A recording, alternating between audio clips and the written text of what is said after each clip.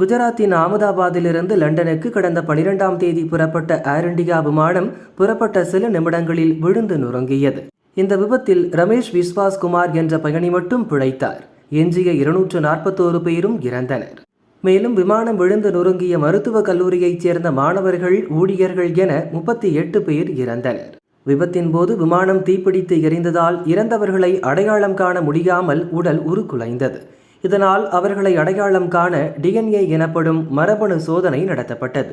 இதில் அடையாளம் காணப்பட்ட 100க்கும் மேற்பட்டவர்களின் உடல் குஜராத், மகாராஷ்டிரா, பீகார், ராஜஸ்தான் மற்றும் டையூ பகுதிகளைச் சேர்ந்த உறவினர்களிடம் ஒப்படைக்கப்பட்டன. இப்போது விமான விபத்து நடந்த இடத்தில் கட்டுமான தொழிலதிபர் ராஜு பட்டேல் தலைமையிலான குழுவினர் மீட்பு பணியில் ஈடுபட்டுள்ளனர்.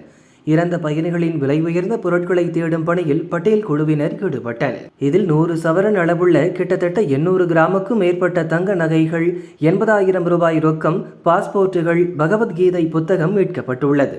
இவை அனைத்தையும் போலீசாரிடம் ஒப்படைத்தனர். மீட்கப்பட்ட அனைத்து உடைமைகளும் ஆவணப்படுத்தப்பட்டு வருகிறது.